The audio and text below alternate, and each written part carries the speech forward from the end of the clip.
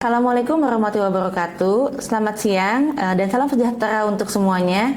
Saya Intani Dewi SPT MSI, dosen dari Sekolah Vokasi IPB, Program Studi D4 Manajemen Agribisnis. Perkenankan saya kali ini untuk menjelaskan mata kuliah yang saya ampu, yaitu mata kuliah Ekonomi Mikro.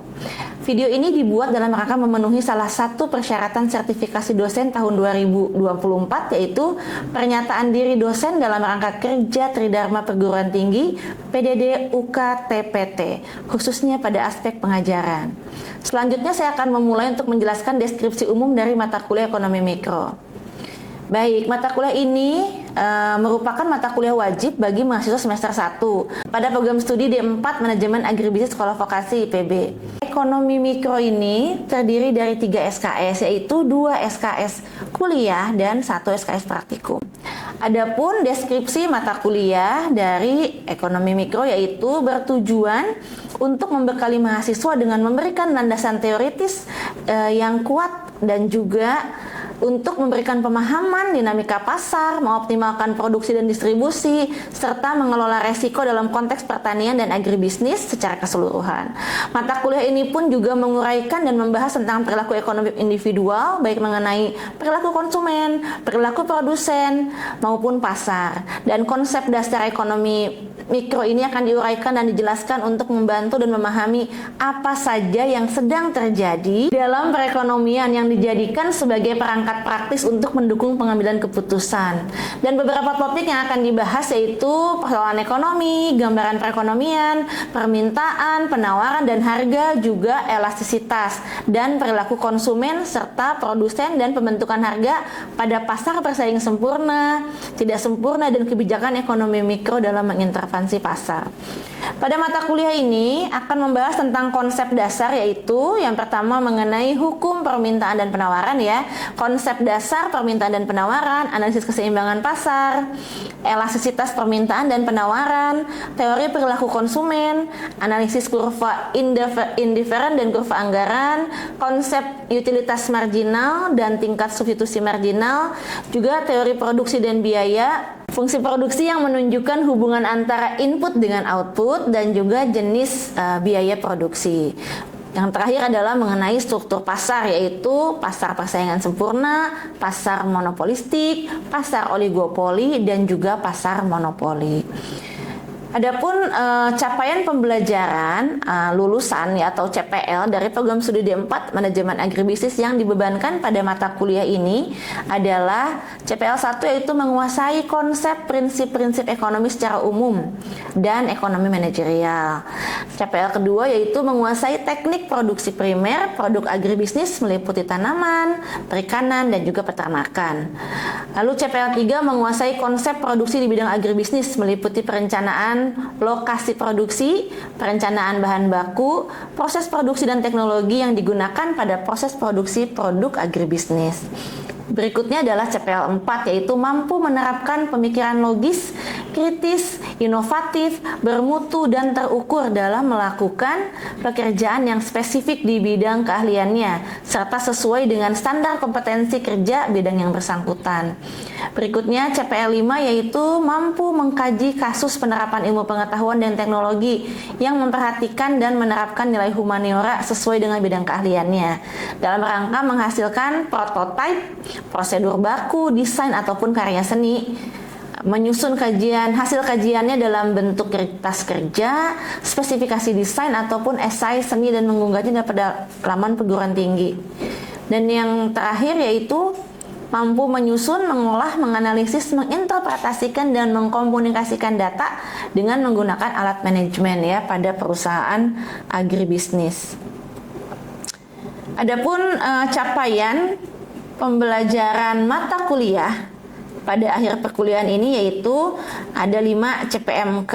Yang pertama yaitu mampu menjelaskan konsep dasar ilmu ekonomi mikro dan menjelaskan permasalahan dalam ilmu ekonomi. Berikutnya adalah CPMK 2, mampu menjelaskan faktor-faktor penentu permintaan dan penawaran dan bagaimana membentuk harga keseimbangan yang terjadi dan juga mengambil keputusan secara manajerial. Berikutnya CPMK 3 yaitu mampu menerapkan elastisitas dalam pengambilan keputusan. CPM keempat yaitu mampu menjelaskan perilaku agen dalam ekonomi seperti rumah tangga, perusahaan, dan juga pemerintah. Dan yang terakhir CPM kelima yaitu mampu menjelaskan konsep produksi dan biaya untuk memaksimumkan keuntungan dalam berbagai struktur pasar yang ada. Adapun beberapa referensi dari mata kuliah ekonomi mikro yang kami gunakan yaitu dari Lipsey, Pindik, dan juga Jagdish. Dan sistem pembelajaran mata kuliah ekonomi mikro ini dilaksanakan selama 16 minggu, yaitu pertemuan 1 sampai 7 sebelum UTS, lalu berikutnya dilakukan UTS pada minggu ke-8, dan berikutnya minggu ke-9 sampai ke-15 yaitu perkuliahan, dilanjutkan dengan UAS di minggu ke-16. Metode pembelajaran yang digunakan pada mata kuliah ekonomi mikro ini tergantung dari bahan kajian ataupun materi yang disampaikan pada pertemuan tertentu. Seperti misalnya pada pekan sebelum UAS akan berfokus pada self-directed learning dan juga penyelesaian studi kasus. Dan bentuk perkuliahan asinkronus dilakukan melalui video di YouTube dan juga LMS Sekolah Vokasi untuk penugasan baik secara individu dan kelompok. Sedangkan bentuk perkuliahan sinkronus dilakukan dalam bentuk tatap muka di ruang kelas maupun menggunakan tools seperti Google Meet dan juga Zoom. Nah, basis evaluasi untuk pembobotan nilai yaitu aktivitas partisipatif sebanyak 10%, case study 50%, dan juga pengetahuan yang terdiri dari tugas, kuis, maupun ujian tengah semester dan ujian akhir semester sebanyak 40%. Dan dengan total pembobotan 100%. Demikianlah informasi yang dapat saya sampaikan terkait mata kuliah ekonomi mikro untuk mahasiswa program studi D4 Manajemen Agribisnis Sekolah Vokasi PB University. Berikutnya merupakan cuplikan dari proses pembelajaran yang saya laksanakan secara sinkronius ataupun tatap muka di ruang kelas. Selamat menyaksikan. Oke, Assalamualaikum warahmatullahi wabarakatuh. Oke, ini materinya adalah permintaan dan penawaran. Nah, karena manusia ini banyak maunya, ya kan? Tapi kebutuhannya itu sebenarnya ya, kalau kita lihat nih, ada kebutuhan, ada keinginan. Banyak mana? Banyak keinginan kan? Ingat lagu Doraemon waktu masih kecil? Aku ingin begini, aku ingin begitu. Nah, kalau diterusin jadi satu episode nyanyi ya. Nah, itu manusia itu banyak maunya, banyak inginnya, tapi ya itu harus ada prioritas. Kita butuh apa tidak? Makanya muncul yang namanya persoalan ekonomi ya. Nah, kita makanya membahas itu minggu lalu ya. Oke. Nah, sekarang kita masuk ke bab berikutnya yaitu permintaan dan penawaran. Adapun learning outcome yang akan didapat oleh mahasiswa yaitu pertama, mahasiswa dapat menjelaskan konsep mengenai jumlah yang diminta dan faktor-faktor apa yang mempengaruhi jumlah yang diminta tersebut. Lalu mahasiswa juga akan dapat menjelaskan hubungan harga dengan jumlah. Oke, yang diminta melalui schedule dan kurva permintaan. Ya, yang terakhir membedakan pergerakan dan pergeseran kurva permintaan. Oke ya. Nah, sekarang kita lihat di sini ya. Ada yang sudah pernah ke pasar? Pasti pernah dong ya. Nah, oke. Jadi pasar itu tempat bertemunya siapa sih? Oke, iya. Nah, demand ini direpresentasikan oleh siapa kira-kira? Pembeli. Penawaran. Oke, betul ya. Nah, pasar ini berfungsi mempertemukan tuh ya si pembeli dan penjual dalam aktivitas jual beli. Lalu pembeli berinteraksi dengan penjual di pasar tentunya ya. Nanti dia menghasilkan keseimbangan harga nanti ini ya. Oke, kita lanjut berikutnya. Nah, inilah pembeli menentukan demand atau permintaan. Penjual menentukan penawaran. Nah, ini ya simbolnya kalau kita lihat di sini ya, permintaan itu merupakan D ya, demand atau QD, ini D kecil dengan QD besar ya. Nah, jumlah barang yang diminta sama dengan jumlah barang yang ingin dibeli konsumen pada kondisi tertentu ya. Dari faktor yang mempengaruhinya. Tapi jumlah yang ingin dibeli tidak selalu sama dengan yang jumlah benar-benar dibeli. Contoh misalnya kamu ingin beli telur ke pasar ya. Dari rumah pengen beli 2 kilo. Sampai pasar harganya naik. Uangnya cuma 30.000. Misalnya ya, atau 50.000, harga sekilonya 25, tahu-tahu jadi 30 gitu ya. Harusnya 50.000 itu bisa buat 2 kilo, karena harganya naik, maka jadi Anda mengurangi pembelian itu. Jadi yang benar-benar ingin dibeli dengan yang terjadi itu bisa berbeda gitu ya. Dengan adanya tadi ya, kondisi di pasar, harga yang berubah. Oke, jadi jumlah yang ingin dibeli terkait dengan konsep flow ini, karena harga itu bisa berubah tergantung waktu ya. Oke, nah ini adalah hukum permintaan ya, the law of demand. Menyatakan bahwa ada hubungan terbalik antara harga dengan jumlah yang diminta. Jika harga naik, maka jumlah yang diminta akan turun. Begitupun sebaliknya, jika harganya turun, jumlah yang diminta akan naik ya. Kalau kita lihat di sini, ini warna yang hitam nih ya, harga naik, jumlah yang diminta turun ya. Lalu harganya turun, jumlah yang diminta naik ya. Ceteris paribus. Variabel lain dianggap konstan. Oke. Ya, ini merupakan schedule permintaan ya, tabel yang memperlihatkan hubungan antara harga dan jumlah komoditas yang diminta nih ya. Oke, ini lihat, semakin tinggi harganya, jumlahnya makin rendah. Gitu ya. Jadi dibalik nih. Kalau harganya makin rendah, jumlahnya makin tinggi gitu. Jadi hubungannya terbalik antara harga dengan jumlah yang diminta. Oke. Berikutnya ini ada kurva permintaan. Apa itu? Kurva yang menunjukkan hubungan sama ya, antara harga komoditas dengan jumlah komoditas yang diminta. Oke ya, dan dia slope-nya negatif. Ini kalau saya gambar, saya coba gambar ya.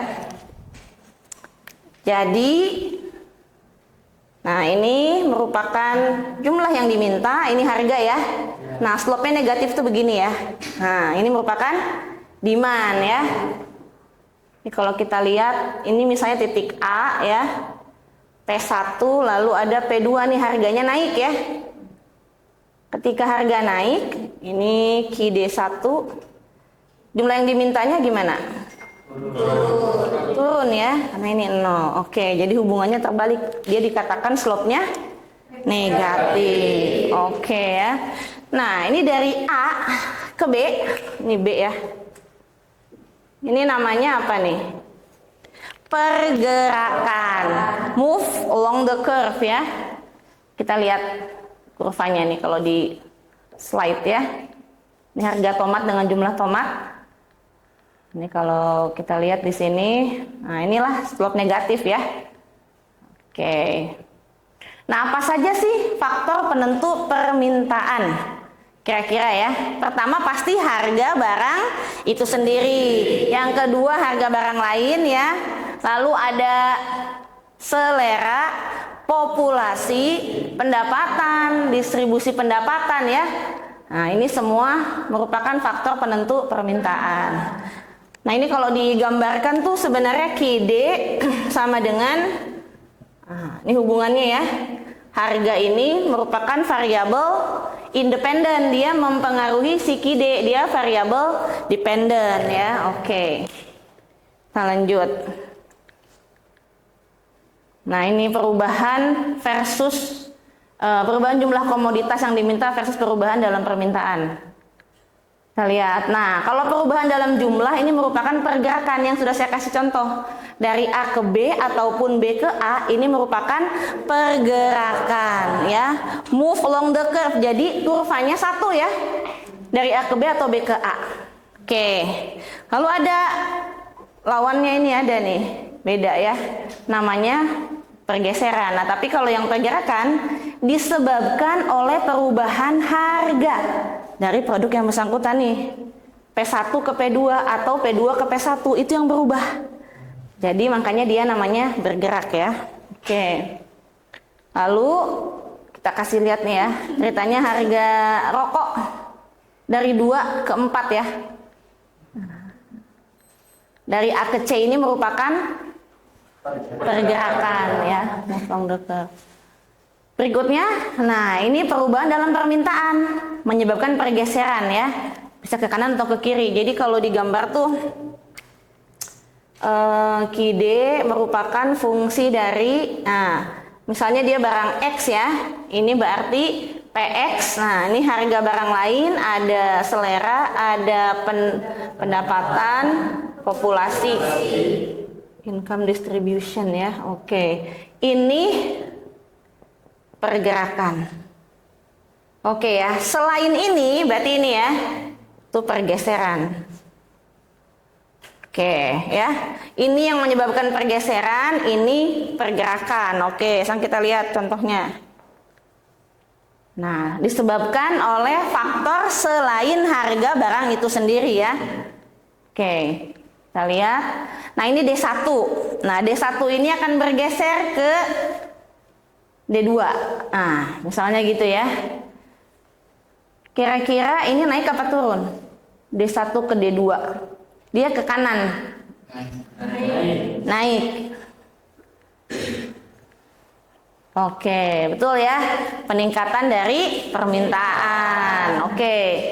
D1 geser ke D3 berarti turun. Oke. Di sini siapa yang suka naik angkot? Ada nggak mahasiswa suka naik angkot? Ada. Oke ya. Jadi kalau naik angkot bilangnya apa kalau mau turun? Kiri. Nah, tuh di Indonesia berlaku ya, diingat-ingat. Jadi kalau turun itu ke kiri. Oke, jadi kalau naik ke kanan ya. Oke, sip. Baik ya. Nah, iya, berikutnya ini ada pendapatan konsumen ya, salah satu faktor yang mempengaruhi ini ya, pergeseran. Nah, ini bagaimana mempengaruhinya? Nah, jika income-nya naik, maka dikatakan barangnya ini normal permintaannya. Kenapa? Jadi logikanya kalau Anda semakin kaya ya, pendapatannya naik, maka permintaan kamu barang itu juga akan naik. Biasanya ini barang-barang sekunder, tertier ya. Nah, kalau yang satu lagi ini lawannya.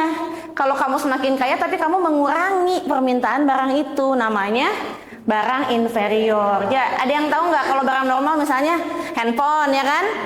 Makin pendapatan kamu nambah, handphonenya 2, 3 gitu ya. Sepatu mungkin ya. Nah, kalau yang inferior, sendal jepit mungkin udah nggak pakai ya. Sekarang pakainya Crocs misalnya ya, atau merek Converse. Ya kan? Oke ya. Oke, nah ini ya. Jadi dia akan menggeser kurva ke kanan. Kalau ke kanan dia berarti naik ya pendapatannya. Nah, demand-nya juga naik seperti itu ya. Contoh, nah kalau inferior good berarti dia ke kiri ya. Oke, baik. Kita lanjut lagi. Nah, ini harga barang lain ya, mempengaruhi juga dari si pergeseran tadi ya. Ada dua, ada barang substitusi dan komplementer. Oke, jadi kalau substitusi itu gimana ya? Nih saya jelaskan ya. Nah, kalau jatuhnya harga suatu barang menyebabkan berkurangnya permintaan barang, substitusi. Atau kalau harga barang yang lain naik, barang lainnya akan naik permintaannya. Contoh misalnya, harga daging sapi di pasar naik, harga daging ayam tetap. Jadi permintaan daging sapi gimana? Turun. Tapi permintaan daging ayam naik. Begitulah hubungan substitusi. Lalu kalau hubungan komplementer berarti misalnya kayak gula sama kopi gitu ya. Misalnya harga gula naik, permintaan gula kan turun. Bagaimana permintaan kopi?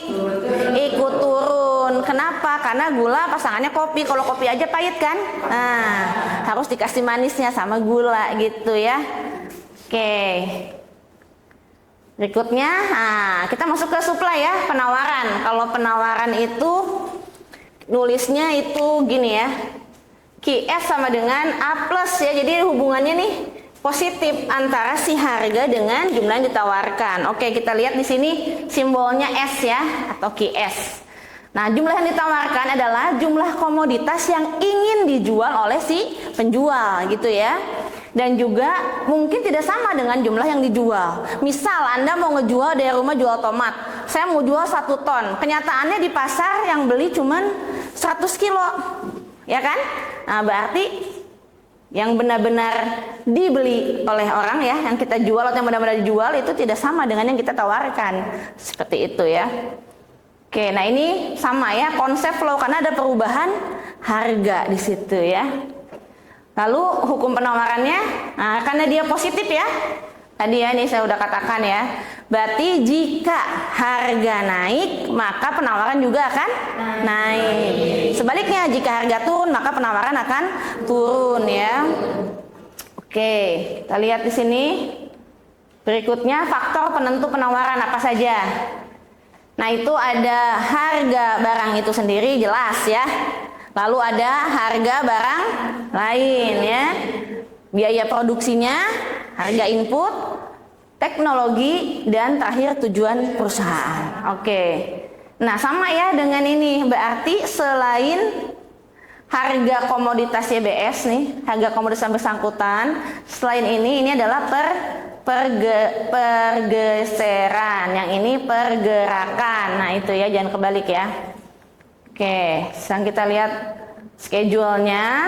Sama ya, ini tabel yang memperlihatkan hubungan antara harga dengan yang ditawarkan. Oke, lalu kita lihat di sini, semakin tinggi harga, jumlahnya semakin tinggi juga. Ya, jadi kalau harganya semakin tinggi, penjual nih pengen ngejual lebih banyak. Nah, seperti itu ya. Tapi kalau harganya rendah, penjual enggan untuk menjual banyak karena ya harganya rendah di pasar. Gitu. Oke, kalau bisa dia akan mencari komoditas lain yang harganya lebih tinggi, gitu kan? Kita lihat di sini ya. Ada kurvanya, sama ya. Dia menunjukkan hubungan juga antara si Q sama P-nya. Hanya saja hubungannya positif. Jadi kalau digambar seperti ini. Oke, ini supply ya. Sama ini dari A, ini kan P1, Q1. Ini B ya, ini Q2, ini P2 ya. Ketika P-nya naik, jumlah yang ditawarkan juga naik ya. Nah, dari A ke B ini sama ya, pergerakan, move along the curve ya. Ketika A itu ke B ya, lihat di sini ya, di gambar ini merupakan pergerakan. Apa yang menyebabkan? Harga barang itu sendiri. Oke, kita lihat kurvanya di sini ya. Nah, ini supply. Oke, berikutnya. Nah, penawaran pasar merupakan penjumlahan horizontal dari seluruh penawaran individu anggota pasar ya. Ini perubahannya tadi ya. Yang pertama adalah pergerakan, move along the curve. Penyebabnya adalah harga barang itu sendiri. Oke. Nah, ini ya. Dari A ke B.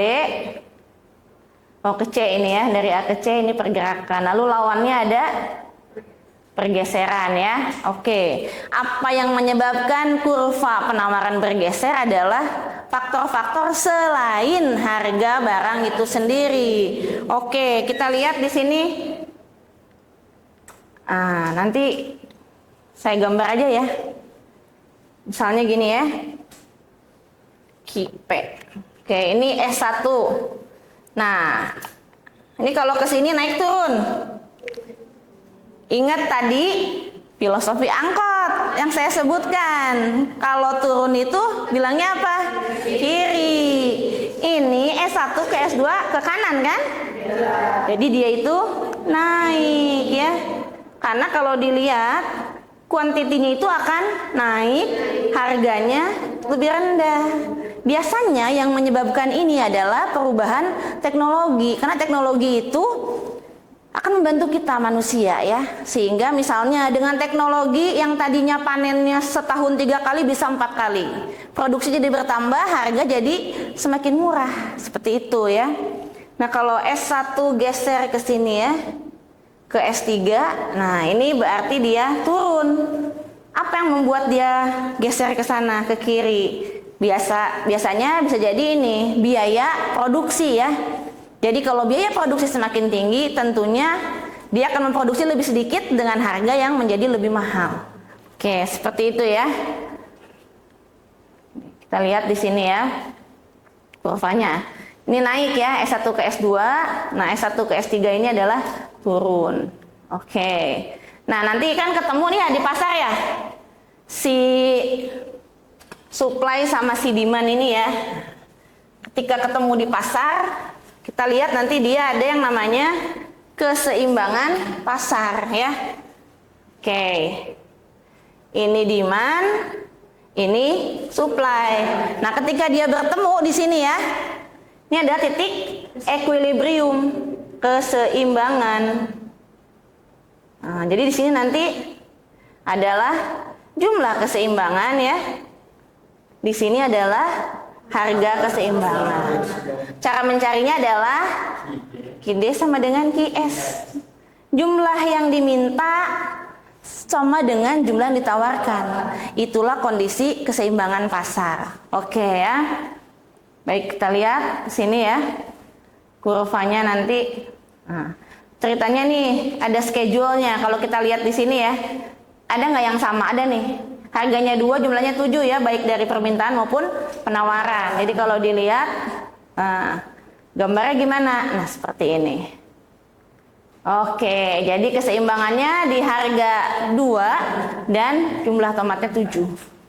Ini keseimbangan. Oke, lalu, nah, ketika harganya ini berubah, harga pasar bisa berubah ya. Nah, coba kalau harganya naik dari 2 menjadi 2,5. Pakai logika nih, ketika harga naik di pasar, kamu sebagai pembeli gimana? Harga naik, kita akan mengurangi permintaan. Permintaannya jadi berkurang sini nanti nih. Nah, lalu sebagai penjual harga naik gimana sesuai dengan hukumnya? Nah, meningkatkan penawarannya kan? Dia akan di sini nanti key-nya. Oke, maka dari itu jadi nggak seimbang lagi. Terjadilah yang namanya ekses ya. Ekses apa? Penawaran. Kenapa? Kok dibilang penawaran? Karena jumlah yang ditawarkan lebih besar daripada jumlah yang diminta. Oke, kalau kita lihat di sini ya. Yang ditawarkannya jadi 10, yang dimintanya 4. Ada selisih, ada gap ya. Sebanyak delta Q berapa? QS kurangi QD. QS-nya 10, QD-nya 4. Jadi selisihnya adalah 6 ya. Itulah surplus atau ekses penawaran ya. Oke. Ini kita lihat ya, tuh ekses penawarannya di sini ya. Sebanyak delta Q 10 min 4 jadi 6. Oke, kalau misalnya harganya turun dari harga seimbangan ya kan? Misalnya dari 2 ke 1,5. Kita lihat di sini, logika juga dipakai itu. Kalau harga turun, jumlah yang diminta bagaimana? Naik. Jumlah penawarannya turun. Oke, udah pada pintar ya. Nah, kita lihat di sini. Tuh, ini adalah jumlah yang ditawarkan, turun ya. Nah, ini jumlah yang dimintanya naik ya. Oke, jadi 10 dikurangi 4 sama nih. Ternyata kebetulan ya. Gapnya delta Q 10 min 4 jadi 6. Apa itu yang 6? Yang nilainya 6 nih. Shortage ya, ekses permintaan. Oke. Baik ya. Oke, baik, alhamdulillah ya. Ternyata mahasiswa sudah paham ya mengenai permintaan dan penawaran juga keseimbangan pasar. Jadi saya akhiri pertemuan hari ini. Insya Allah bertemu lagi minggu depan di waktu yang sama. Assalamualaikum warahmatullahi wabarakatuh.